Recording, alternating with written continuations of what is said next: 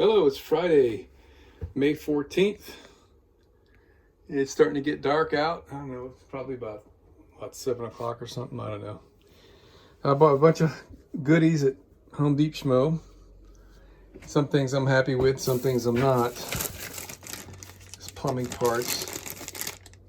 Kind of cheap. Got some pipe elbows here. And this ain't gonna work for nothing.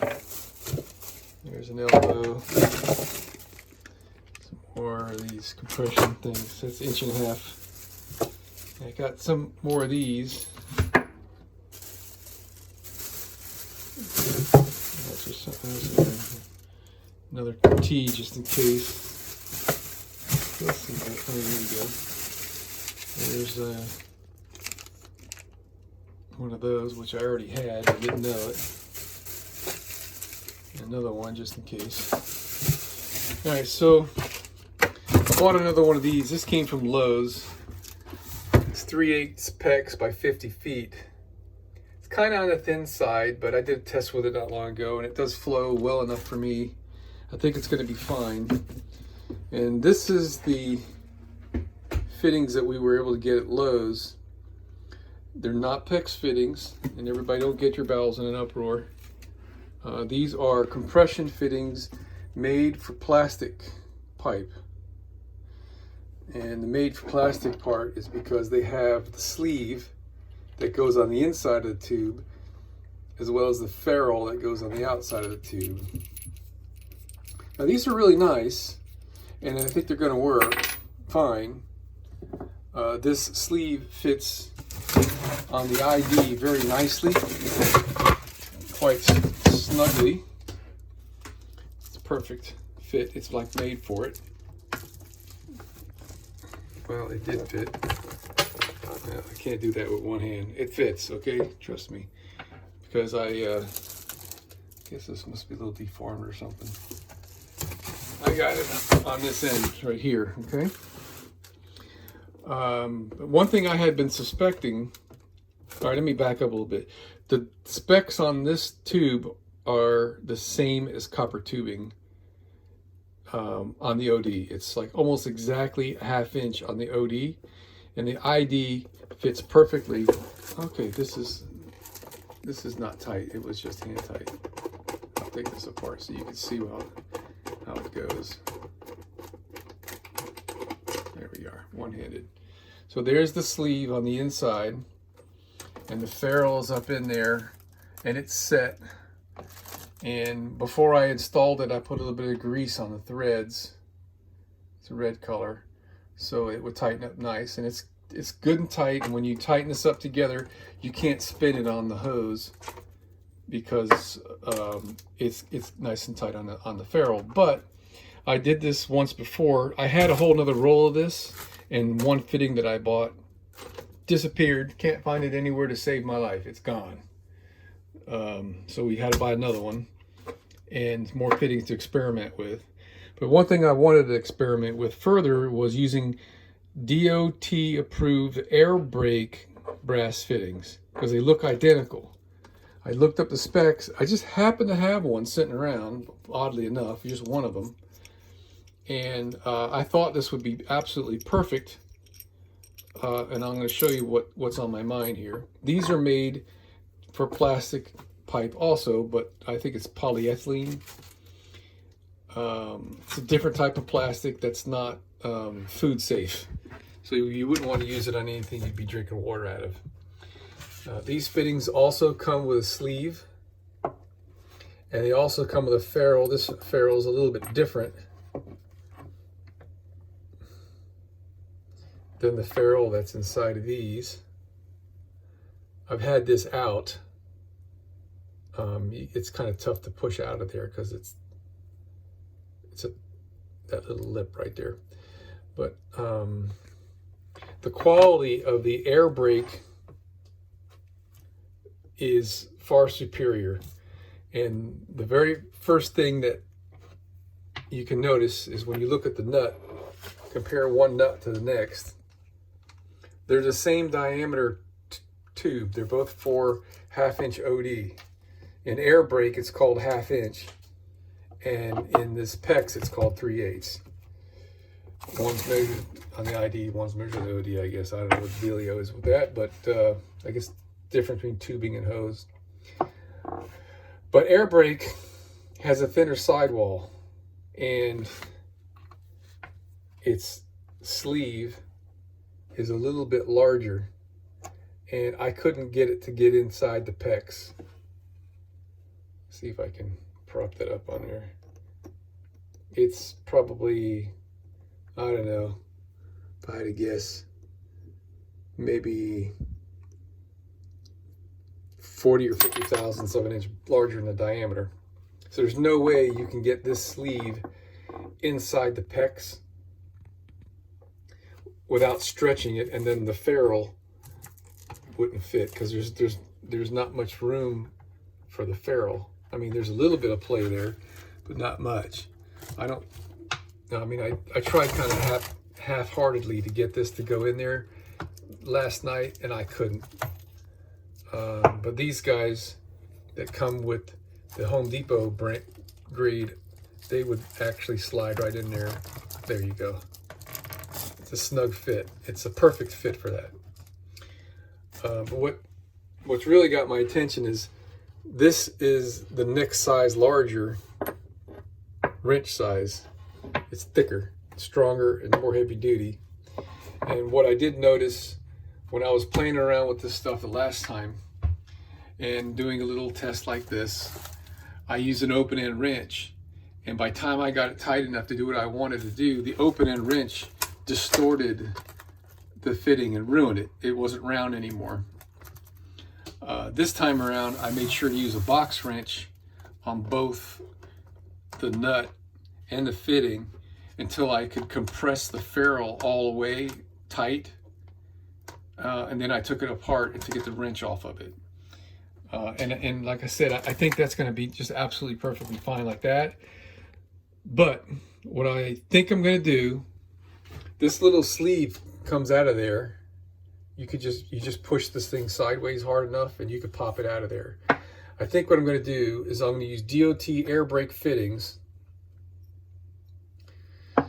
taking the sleeve out and using a sleeve made for this size. And then I'll have the best of both worlds. I'll have a much heavier duty brass fitting that I can really crank down on, and I'll be able to use these sleeves, which will actually fit. So that's what's going on with all that business.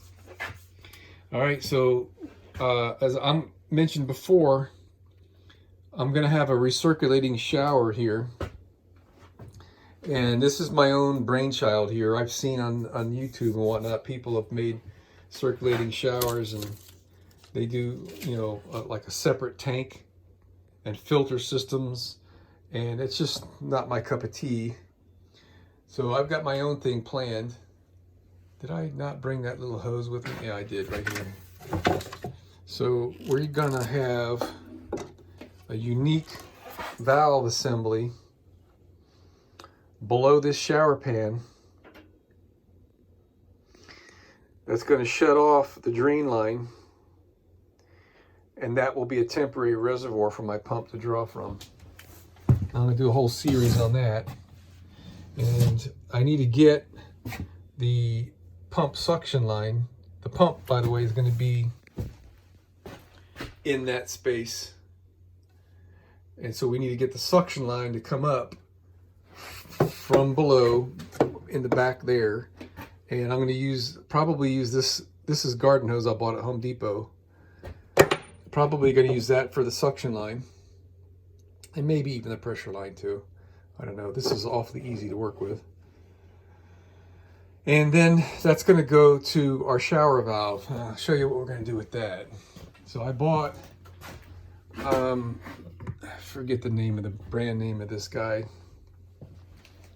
I got this from, I believe it was Home Depot.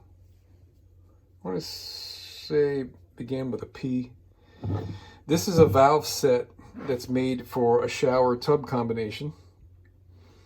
And the way it works is these two valves, this is your hot, this is your cold, and when you open up the valve, water comes from your supply, runs through the valve and comes into this mixing area, and will either go up to the shower or down to the tub. And the choice of up to the shower or down to the tub is all controlled by the tub filler spout. When you close off the tub filler spout, the pressure will go up against gravity and come out the shower.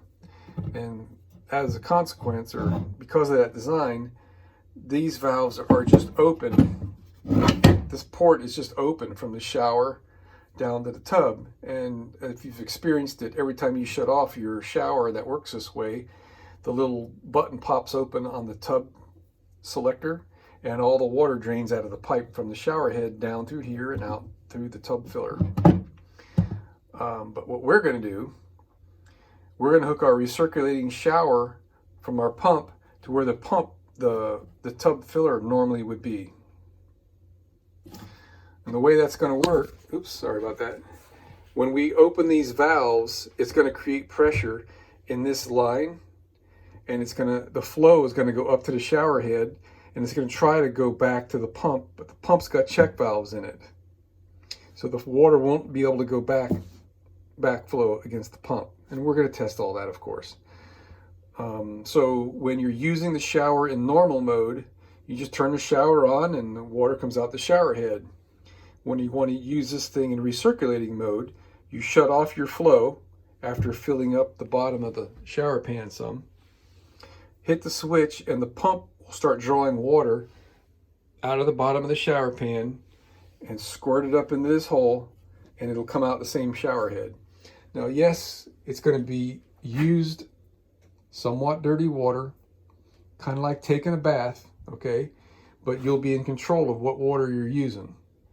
I suspect what we'll do is we'll take a quick rinse if we're really dirty, and then shut the valve, fill up if we want to take a longer shower, that is, and you can then just let the shower run, and using the recirculating water, suds up, wash yourself thoroughly, rinse off with the almost clean water, and when you're all done, shut the pump off,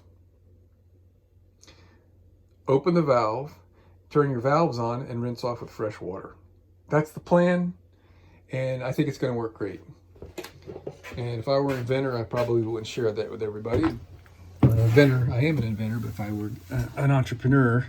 So what we're going to have, all right, I just drilled that hole. I didn't check this. That hose fits in there perfectly. We've got to get this is going to be the suction line. We've got to get this up there where the pump's going to be. And we can't drill through the bottom of that area here. This is where our wheel wells are. And the only way we can drill through here is going to go where the tire is. And I'm not about to try to deal with routing a hose in the area where the tire is and try to keep water from coming up and all that business. So what we're doing, this is behind the wheels. My shower drain is going to be here. So I've got this whole area up here, around here. Actually, there's a rib underneath the bus here. So I have to be forward of this and rearward of that. But so I got this whole area that I can cut this plywood out, which is 3/4, and I got 3/4 inch of insulation. And then there's the metal, and underneath the bus, this whole area is wide open spaces. So we're going to be somewhere in this area making a hole so this hose can go down below deck. All right, so right now I just drilled this, and you see my line here. That is at the top of my shower. Right now it's spun around. That's the corner of it. So that hose, that hole I just showed you, is going to be, in this area right around here somewhere. So this area is all open here.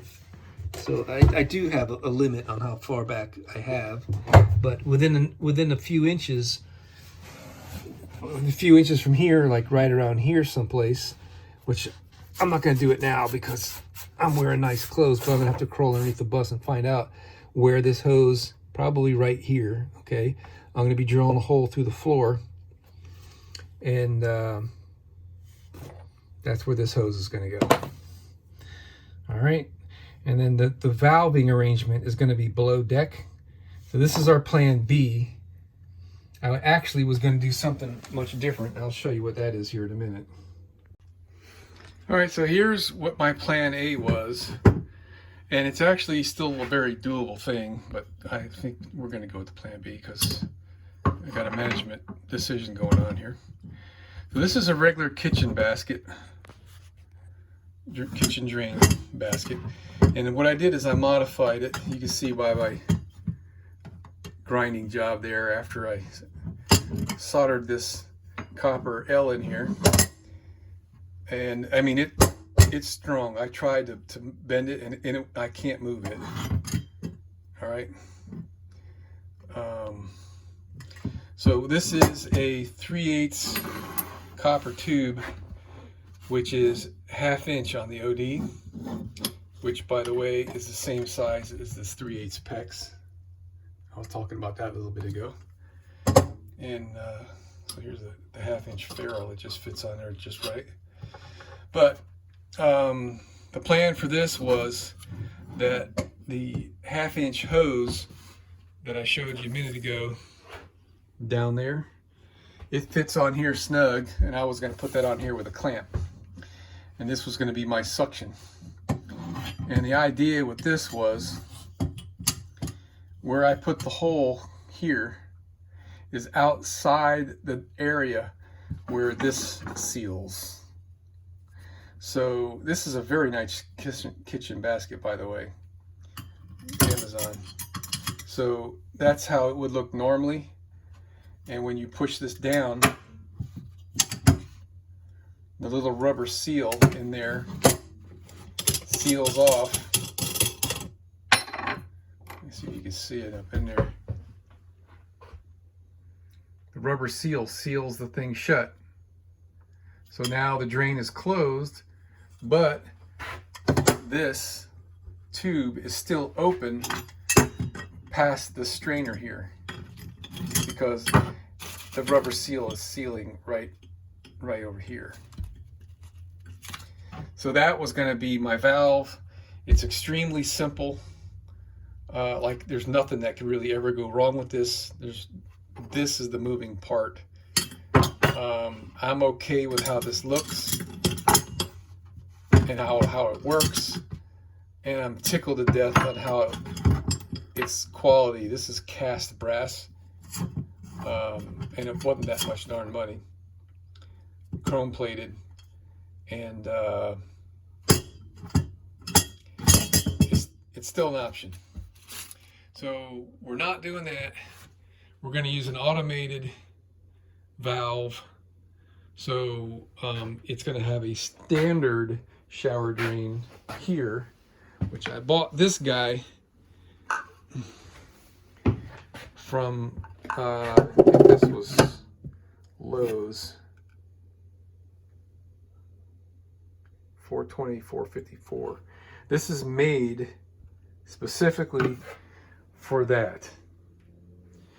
And they're made for that because it's a two-piece and it's a screw together, and you put plumber's putty around here to seal this to that top surface, and there's a couple washers that go on the underneath side, but I'm not happy with it, and I'll show you why. Turn this thing up here. I'm a one-handed kind of guy. When you put this guy in here, it looks great, but it leaves pretty big valley around there. It's 2 layers thick. You've got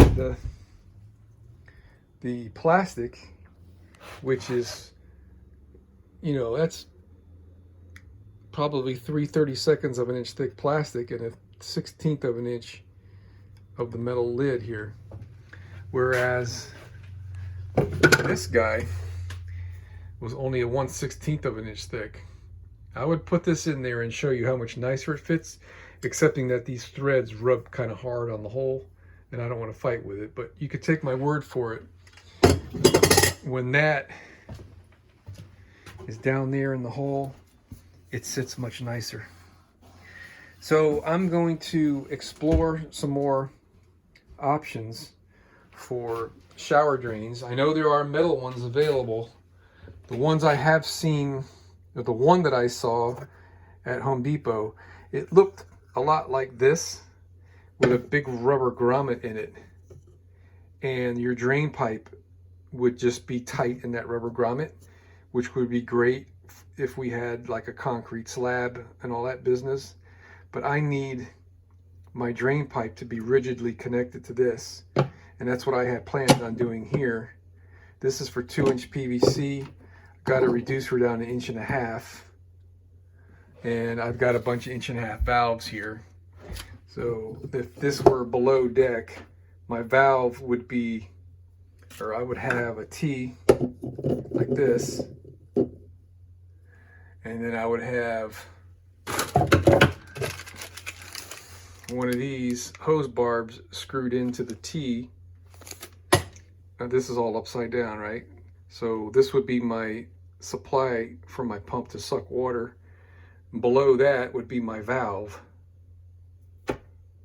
And we'd be rocking and rolling. So, oh, here's the other one. Okay. So, I got to convince myself I'm happy with this, and then I could just move forward, or find something better. I don't want to jinx it, okay, but everything is working exactly how I planned it a long time ago. That hole came out perfect.